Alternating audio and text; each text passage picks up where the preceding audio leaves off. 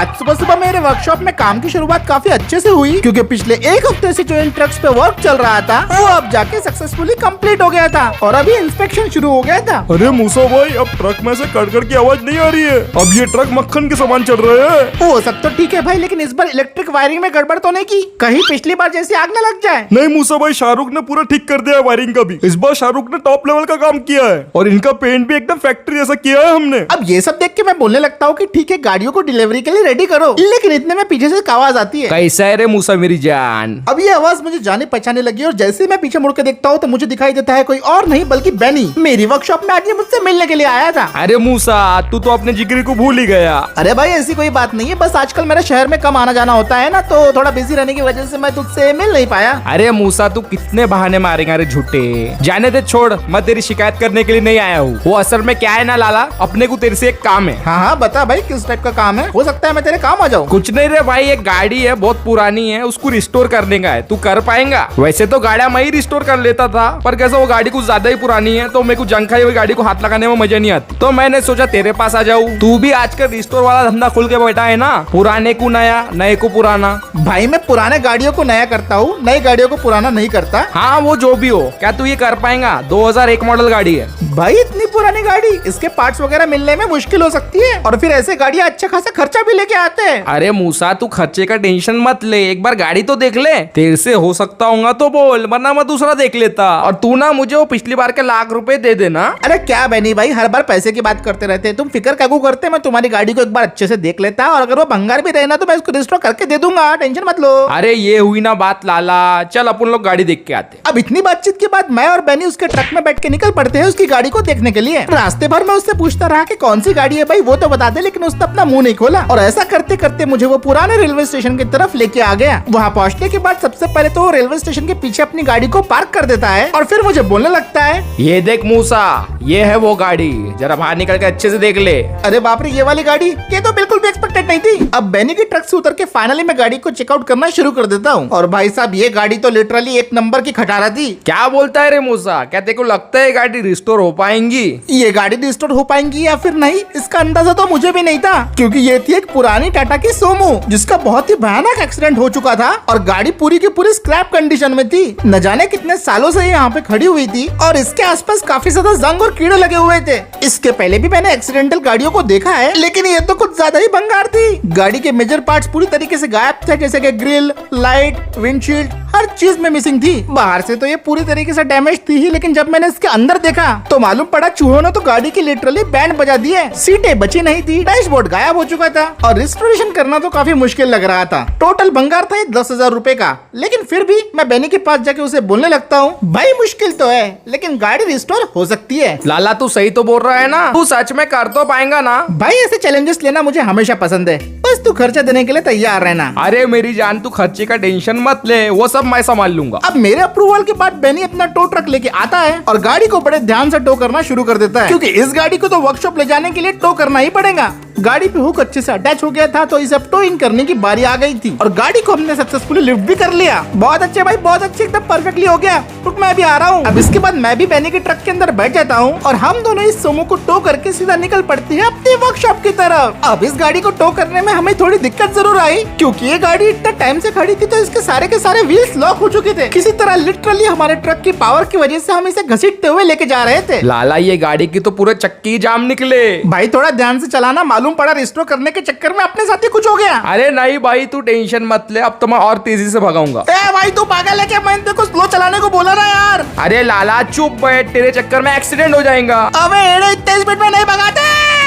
Finally अब जैसे तैसे करके हम अपनी वर्कशॉप में सोमो को ले ही आए। अबे साले आराम से चलाया करना। और अब हमने गाड़ी को अच्छे से वर्कशॉप में सेट कर दिया था। वर्कशॉप में आने के बाद बेनी ने मुझे बताया कि वो भी इस रिस्टोरेशन में मेरा साथ देने वाला है, क्योंकि उसका मानना था कि मेरे अकेले से ये नहीं हो सकता। खैर मुझे क्या, मुझे तो एक हेल्पिंग हैंड मिल रहा है, तो मैं मना कैसे कर सकता हूँ। तो मैंने बोला ठीक है, तू मेरे साथ काम कर। वैसे मूसा, इसके पार्ट जो है ना वो अभी से मंगाने पड़ेंगे, क्योंकि डिलीवरी में बहुत टाइम लगेगा। ठीक है भाई, पहले कुछ जरूरी सामान मंगवा लेते हैं। तो अब मैं और बेनी ने फटाफट से पीसी ओपन किया और सोमो के सारे पार्ट्स को सर्च करने लग गए। रिसर्च करते हुए हमें एक बात मालूम पड़ी कि 2002 सोमो के पार्ट्स मोस्टली अवेलेबल नहीं हैं। तो ये देख के बेनी मुझे बोलने लगा, ए मूसा, तू मेरी एक बात सुन, अगर अपने को पुरानी सोमो के पार्ट नहीं मिल रहे तो अपन इसे सोमो गोल्ड में कन्वर्ट कर लेते हैं। बात तो तेरी सही है भाई, क्योंकि पुरानी सोमो से नई वाली सोमो गोल्ड ज्यादा बेटर है और दोनों गाड़ियों की बॉडी शेल में 19-20 का ही फर्क है। वही तो बात है ना मूसा, 19-20 का फर्क है, 19-20 लाख का थोड़ी ना। ठीक है, अगर ऐसी बात है बेनी तो मैं सारे के सारे सोमो गोल्ड के पार्ट्स को ऑर्डर कर देता हूँ। फिलहाल यही बेस्ट रहेगा। और इतना बोल के मैंने सारे के सारे पार्ट्स ऑर्डर कर दिए और अब फाइनली वो दिन आ गया था कि हम अपनी सुमो पे वर्क करना शुरू करें। सबसे पहले तो हम गाड़ी को कार लिफ्ट की तरफ लेके चले जाते हैं और गाड़ी हमारी धीरे धीरे करके ऊपर उठना शुरू हो जाती है। ऑब्वियसली हमें चेसी को अलग करके रिपेयर करना पड़ेगा, काफी सारे पार्ट्स नीचे से हटाने पड़ेंगे, तो इसीलिए गाड़ी को लिफ्ट करना बहुत जरूरी है। गाड़ी अब पूरी तरीके से 100% लिफ्ट हो चुकी थी, तो बेनी और मैंने मिलकर इसकी खोल खाल शुरू कर दी थी। सबसे पहले तो हम दोनों ने मिलकर इसके जंग लगे और बेकार पार्ट्स को तोड़ तोड़ के अलग कर दिया। इसके नीचे तो इतनी भारी मिट्टी की लेयर लगी हुई थी कि काम करना मुश्किल हो रहा था और दूसरी तरफ जो पार्ट्स को फिक्स करने की जरूरत थी बेनी उनको आराम आराम से फिक्स किए जा रहा था। थोड़ी देर बाद मालूम पड़ा गाड़ी के अंदर तो बहुत सारा काम है, तो हमने गाड़ी के बॉडी शेल और चेसी को एकदम सेपरेट ही कर लिया। बेनी तो बॉडी शेल पे वर्क करेगा जबकि मैं इसकी चेसी को ठीक करूंगा। इसकी चेसी में अगर कहीं क्रैक्स या फिर बेंड है तो मैं उसे फिक्स कर दूंगा और इंजन और ट्रांसमिशन का भी अच्छे से ख्याल रखना पड़ेगा, क्योंकि रिस्टोरेशन में सिर्फ आपकी एक गलती बहुत ज्यादा भारी पड़ जाती है। पूरे 2 दिन की कड़ी मेहनत के बाद मैं फाइनली चेसी को फिक्स कर देता हूँ और बेनी के बनाए हुए बॉडी शेल के अंदर मैं चेसी को फिट कर देता हूँ और अब हमारी सोमो का थोड़ा थोड़ा लुक आना शुरू हो गया था। लेकिन स्टिल इसके अंदर अभी भी बहुत सारा काम बाकी था। इंजन और ट्रांसमिशन तो फिट हो चुका था, लेकिन ड्राइव ट्रेन के बाकी कंपोनेंट्स अभी बाकी थे। भाई यार, तूने गाड़ी के ऊपर काफी कमाल का वेल्डिंग वर्क किया है, मान गए। अरे भाई, इतना सब करने में मेरी ऐसी की तैसी हो गई। मुझे तो ऐसा लगता है कि मैंने ये काम लेके गलती कर दी। अरे ऐसा मत बोल भाई, आधे से ज्यादा काम हो चुका है। चल भाई, अब इस सोमो को चलने लायक बनाया जाए। अब फाइनली हम इसके इंजन और ट्रांसमिशन के अंदर बाकी सारे कंपोनेंट्स को ऐड करना शुरू कर देते हैं। सच में काफी मुश्किल था और इसमें हमें काफी ज्यादा टाइम भी लग गया, लेकिन अब जाके हमारी सोमो चलने के लिए रेडी हो चुकी थी। इसका प्रॉपर शेप आ चुका था और प्राइमर भी इसके ऊपर लगा दिया गया था और बस कुछ ही देर में हम इसके इंजन की पहली बार टेस्टिंग करने जा रहे थे। पहली बार ये सोमो गोल्ड अब स्टार्ट होने वाली थी। और एक बात बताना तो भूल ही गया कि बेनी की डिमांड पे हमने इसके अंदर एक्सट्रीम स्पोर्ट्स ट्यूनिंग इंजन लगा दिया है, जो कि इस सोमो को एक प्रॉपर बीस्ट में कन्वर्ट कर देगा। और क्योंकि अभी हम इसके टेस्ट ड्राइव लेने के लिए जा रहे हैं, तो मैंने बम्पर्स को फिलहाल प्लास्टिक का रखा हूँ, क्योंकि आप सभी तो जानते हैं टेस्ट ड्राइव में कभी न कभी कुछ न कुछ लोचा हो ही जाता है। अरे लाला, तेरे वर्कशॉप के आसपास कितना धूल है रे। मैं ये गाड़ी 2 मिनट पहले ही साफ किया, अभी धूल आ गई इस पे। भाई यार, वो सब छोड़, अभी गाड़ी पे और धूल लगेंगी। तो बस अब गाड़ी के अंदर बैठ जा जल्दी से, अभी अपने को टेस्ट ड्राइव जाने का है। ए भाई, गाड़ी के अंदर दरवाजे नहीं है, थोड़ा आराम से चलाना। ठीक है भाई, तो हो जाए शुरू। वाह, ये तो पहली बार में ही स्टार्ट हो गई। चलो लेट्स गो। अब जैसे ही मैं इस गाड़ी को लेके बाहर निकला, पहले तो ये मुझसे कंट्रोल ही नहीं हो गई और स्लिप खा गई। इतनी रैकेट गाड़ी की मुझे आदत नहीं थी, लेकिन रोड पे आते ही गाड़ी पूरी तरीके से कंट्रोल में आ गई। अरे वाह, क्या मजा आ रहा है। अरे भाई, आराम से चला, दरवाजे नहीं है। सॉरी यार, लेकिन मैं तो सिर्फ भगाने वाला हूँ, क्योंकि ये है कल्ट ऑफ पर्सनालिटी। सच में यार, काफी टाइम हो गया ऐसे रैकेट एसयूवी को ड्राइव करते हुए। छोटे मोटे वाइब्रेशंस को अगर इग्नोर कर दिया जाए तो फर्स्ट टेस्ट के मुकाबले ये इंजन काफी बढ़िया परफॉर्म कर रहा था। हाँ, इंटीरियर के अंदर खटखट की आवाज तो जरूर आ रही थी, जिसे फिक्स करना बाकी था, लेकिन गाड़ी का एक्सेलरेशन, गाड़ी का कंट्रोल, गाड़ी की हर चीज परफेक्ट हो रही थी। हाँ, इस गाड़ी के अंदर मोड़ पे थोड़ा सा हमको बॉडी रोल फील हुआ, बट क्योंकि ये लेडर ऑन फ्रेम गाड़ी है तो भाई इससे यही एक्सपेक्टेड था। आधे घंटे टेस्टिंग के बाद ये गाड़ी सक्सेसफुली पास हो चुकी थी, तो हम इसे वापस से वर्कशॉप में लेके आ गए थे और अब बारी थी इसका फाइनल मेकओवर करने की।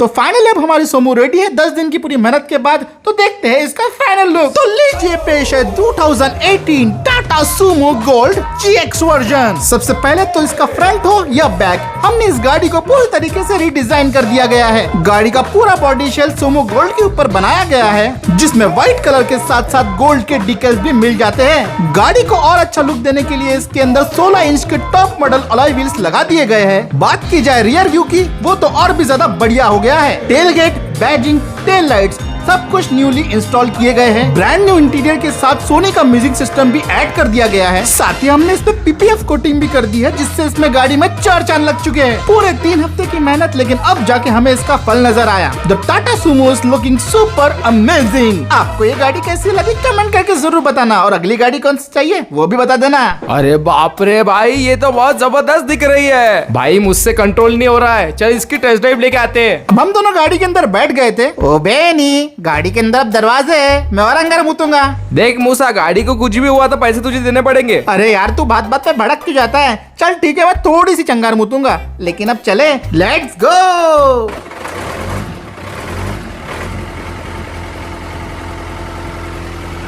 पिछली बार तो बस मैंने इस गाड़ी की टेस्ट ड्राइव की थी, लेकिन इस बार मैं इस गाड़ी का रियल पोटेंशियल इस्तेमाल करने वाला था। मतलब इस बार तो बेनी की फटके पूरी तरीके से 4 होने वाली है। मजा आएगा। भाई तू जानता है ना, मैं तेरे को सुन सकता हूँ। अरे सॉरी यार, पहली टेस्ट ड्राइव में जो छोटी मोटी दिक्कतें आ रही थी, हमने उन सबको फिक्स कर दिया था। और मुझे तो अब इसे चलाते हुए ऐसा लग रहा था कि गाड़ी को बस मैंने शोरूम से उठा के लेके आया हूँ। पावर, कंट्रोल और ब्रेकिंग सब एक नंबर था। हैंडलिंग भी पहले के मुकाबले बहुत ज्यादा बेहतर हो चुकी थी। क्यों, सही कह रहा हूँ ना मैं बेनी? मुझे तो यकीन नहीं हो रहा कि ये वही खड़ा रहा है। और कोई मान भी कैसे ले कि कुछ हफ्ते पहले तक ये गाड़ी पूरी तरीके से भंगार थी। ए भाई आराम से चला, कटा वटा मत मार, इसकी डिलीवरी करनी है। भाई फिक्र क्यों करता है, गाड़ी का मैंने इंश्योरेंस करवा दिया है। अरे बाबा, गाड़ी का इंश्योरेंस होगा पर मेरा इंश्योरेंस नहीं है। रोड पे तो ये गाड़ी शानदार चल रही थी, लेकिन क्या होगा जब इसे ऑफ रोड ले जाया जाए, तभी तो अनलॉक होगा इसका असली पोटेंशियल। तो इसीलिए मैं गाड़ी को भगाते हुए इसलिए जंगलों की तरफ लेके चला गया, और अब हमारी गाड़ी का फुल ऑफ रोड टेस्ट होने वाला था। ए भाई मूसा यार, मैं चलाता ना यार। सबर रखो भाई, सबर रखो भाई थोड़ा आराम से।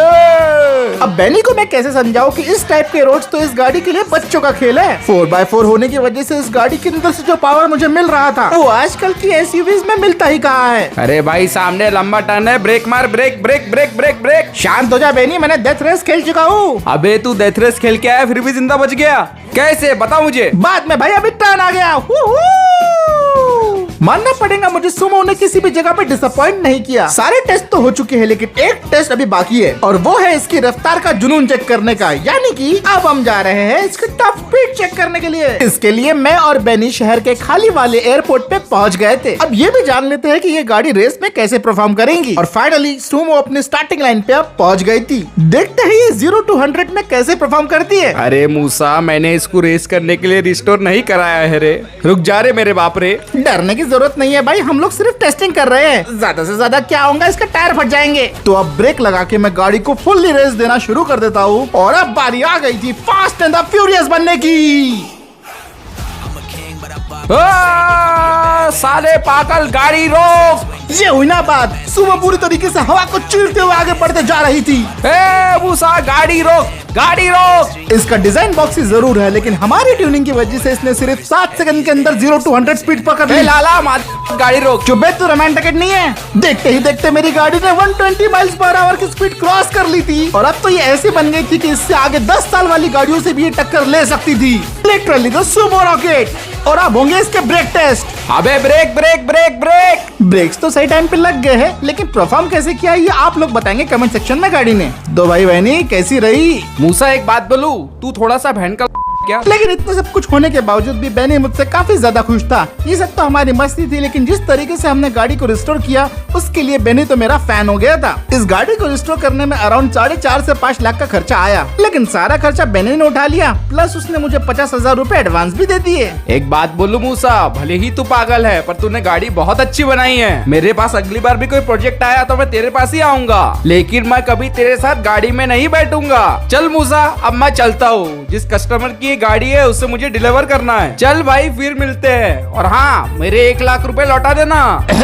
इतने पूरा धुआं करके चला गया यार। चलो बढ़िया है, एक काम यहाँ पे मेरा खत्म होता है। सुमो गोल्ड को मैंने सक्सेसफुली रिस्टोर तो कर दिया, लेकिन अभी भी एक चीज बाकी है। थोड़ी ही देर पहले मेरे ट्रांसपोर्ट ऑफिस से फोन आया कि हमें कुछ नए ट्रक्स की जरूरत है। तो दोस्तों, अब आप कमेंट करके जरूर बताना कि अगले एपिसोड में हमें कौन से ट्रक्स बाय करने चाहिए। और इसी के साथ दोस्तों, आज का वीडियो यहीं पे खत्म करते हैं। वीडियो पसंद आए तो लाइक शेयर सब्सक्राइब जरूर कर देना, और मैं मिलता हूँ आपसे अगले वीडियो में।